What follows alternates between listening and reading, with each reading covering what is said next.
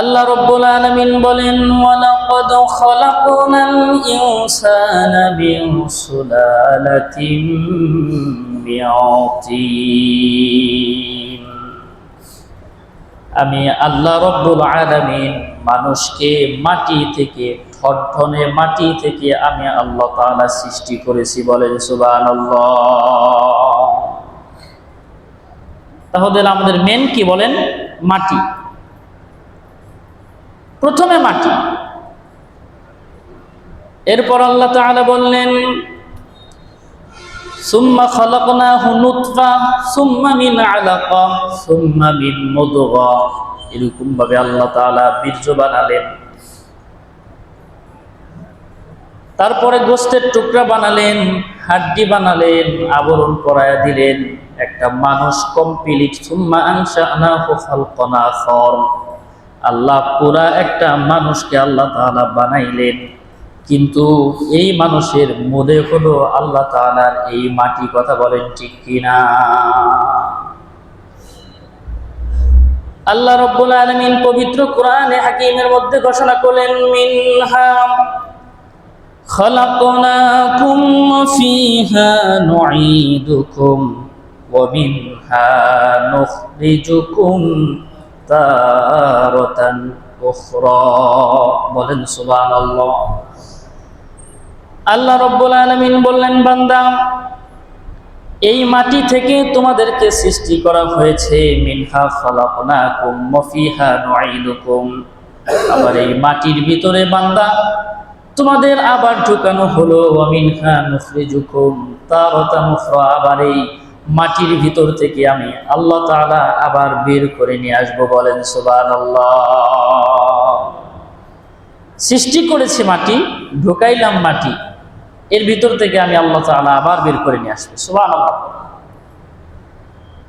আল্লাহ তাআলা রাসূল বলেন, কুল্লুকুম বানু আদম ওয়া আদামু মিন তুরাব। সবাই হলো বনি আদমের সন্তান, বনি আদমের বেটা। আর আদম আলাইহিস সালাতু ওয়াস সালামকে সৃষ্টি করা হয়েছে মাটি থেকে। বলেন সুবহানাল্লাহ। ও আদামু মিন তুরাব। আদম আলাইহিস সালাতু ওয়াস সালামকে সরাসরি ফেরেশতারা কাদা ছেনে বানিয়েছেন। সুবহানাল্লাহ। ওই জাতি আমরা। এই কারণে সর্বপ্রথম ঘর যে বাইতুল্লাহ, বাইতুল্লাহর অস্তিত্বে মিশে আছে মাটি, আর আমাদেরও অস্তিত্বে মিশে আছে কি বলেন? মাটি। এই জন্য একটা প্রবাদ বাক্য পাওয়া যায়, কুল্লু শাইইন ইয়ারজিউ ইলা আসলি। বলে প্রত্যেকটা বস্তু তার মূল দিকে ফিরে যায়, মূলের দিকে ফিরে যায়। সুবহানাল্লাহ। পড়ে দেখবেন নদী নালা প্রবাহিত হয়, ঠিক কিনা? ঝর্ণা প্রবাহিত হয়। বলে এগুলা হলো, এগুলার মূল হলো সাগর। সুবহানাল্লাহ। পড়ে দেখবেন এই যে সোর যাইতেছে, এরকম ভাবে পানির ধারা বইতেছে, বলে কোথায় যায়? বলে সব গিয়ে সাগরে মিশে যায়। সুবহানাল্লাহ। এই জন্য মানুষের মূল হলো মাটি, মিশে যাবে মাটির সাথে। আর বাইতুল্লাহর সাথে মানুষের ওই নারী ছেড়া একটা টান আছে। সুবহানাল্লাহ। পড়ে এই কারণে সবাই বাইতুল্লাহর দিকে ঢুকে যায়, বাইতুল্লাহর দিকে মনোনিবেশ করে, বাইতুল্লাহর দিকে ফিরে যান। বলেন সুবহানাল্লাহ। আমার বন্ধুগণ, আল্লাহ রাব্বুল আলামিন এই বাইতুল্লাহকে প্রথম ঘর আল্লাহ পৃথিবীর বুকে বানালেন। পৃথিবীর বুকে সর্বপ্রথম নবী আল্লাহ তাআলা পাঠাইলেন আদম আলাইহিস সালাতু ওয়াস সালামকে। এই পৃথিবীর বুকে আল্লাহ রাব্বুল আলামিন আদম আলাইহিস সালাতু ওয়াস সালামকে পাঠাইলেন শ্রীলঙ্কায়, আর আম্মা জান হাওয়া আলাইহিস সালাতু ওয়াস সালামকে ফেলাইলেন হলো জিদ্দায়। কোথায় বলেন? জিদ্দা। জিদ্দুন মানে দাদি নানি। আর আম্মা জান হাওয়াকে ফেলানো হয়েছে কোথায় বলেন? জিদ্দা। আম্মা জান হাওয়া আলাইহিস সালাতু ওয়াস সালাম সবার দাদি আর নানি, ঠিক কিনা? সর্বপ্রথম নারী, সুবহানাল্লাহ পড়েন। জিদ্দা এখন শিল্প নাগরিক এলাকা। আমার বন্ধুগণ,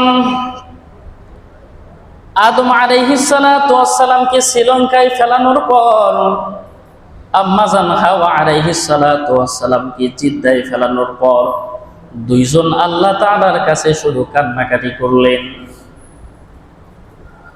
কান্না করতে করতে করতে করতে করতে আল্লাহ দোয়া কবুল করলেন।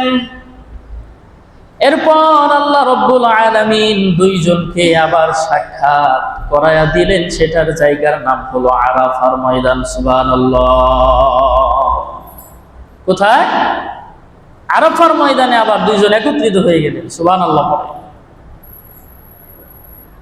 আমার বন্ধুগণ, দুইজন যখন আরাফার ময়দানে একত্রিত হইলেন, এই আরাফা অর্থ চেনা জানা পরিচিতি। এখনো হাজী সাহেবগণ ওই আরাফার ময়দানে উপস্থিত হয়ে যায়। আরাফার ময়দানে এত দাম, বান্দা আরাফার ময়দানে অবস্থান করলে আল্লাহ রব্বুল আলামিন বান্দার জীবনের গুনাহগুলোকে মাফ করে দেয়। বলেন সুবহানাল্লাহ। আমার বন্ধুগণ,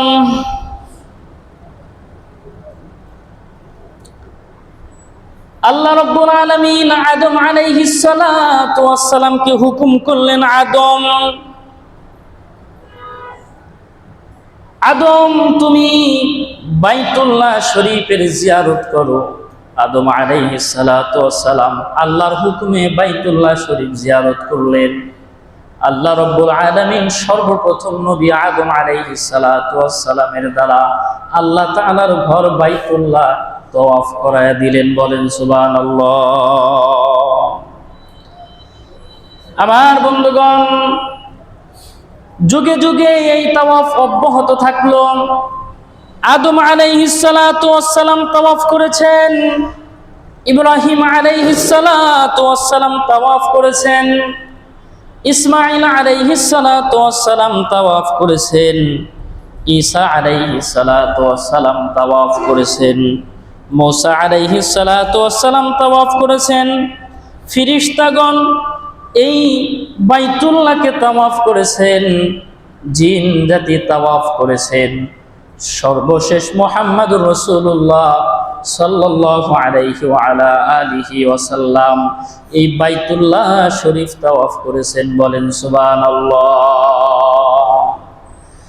আল্লাহ রাসূল সাল্লাল্লাহু আলাইহি ওয়াসাল্লাম তাওয়াফ করার পরে আল্লাহ রাসূল হুকুম দিলেন, পুরো উম্মতি মুহাম্মাদি এখন তাওয়াফ করছে কিয়ামত পর্যন্ত।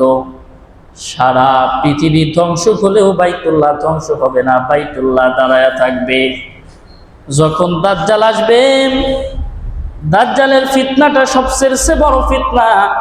এই ফিতনার সময়ও বাইতুল্লাহ শরীফ অক্ষুণ্ণ থাকবে, দাজ্জাল কোনো ক্ষতি করতে পারবে না। আল্লাহ রব্বুল আলামিন কিয়ামত পর্যন্ত বাইতুল্লাহকে অক্ষুণ্ণ রেখে দিবেন। বলেন সুবহানাল্লাহ। এই জন্য আল্লাহ রব্বুল আলামিন বলেন, ইন্না আউওয়ালা বাইতিন উদিআ লিন-নাসি লাল্লাযী বিবাক্কাতা মুবারাকান ওয়া হুদাল লিল-আলামিন ফীহি আয়াতুম বায়্যিনাতুম মাকামু ইব্রাহিম ওয়া মান দাখালাহু কানা আমিনা। বলেন সুবহানাল্লাহ। আল্লাহ রাব্বুল আলামিন ঘোষণা করেন, এই পৃথিবীর বুকে সর্বপ্রথম ঘর হলো বাইতুল্লাহ শরীফ। উদিআ লিন-নাসি লাল্লাযী বিবাক্কা, যেটার নাম হলো মক্কা, ঠিক কিনা? বাক্কা মুবারাকুন, এটা বরকতপূর্ণ। হুদাল লিল আলামিন, বিশ্ব জাতির জন্য আল্লাহ তাআলা রব্বুল আলামিন এই বাইতুল্লাহকে হিদায়াত বানাইছেন। সুবহানাল্লাহ পড়েন। ফীহি আয়াতুম বায়্যিনাতুম মাকামু ইব্রাহিম, এই বাইতুল্লাহর ভিতরে আশেপাশে আল্লাহ রব্বুল আলামিনের নিদর্শন আছে, বিশেষ করে মাকামে ইব্রাহিম আল্লাহ তাআলার নিদর্শন। বলেন সুবহানাল্লাহ। ওমান দাখালাহু কানা আমিনা, আর এই বাইতুল্লাহর ভিতরে যে ঢুকে যায় ওই ব্যক্তি নিরাপদ হয়ে যায়। সুবহানাল্লাহ পড়েন। এটা কার ঘোষণা?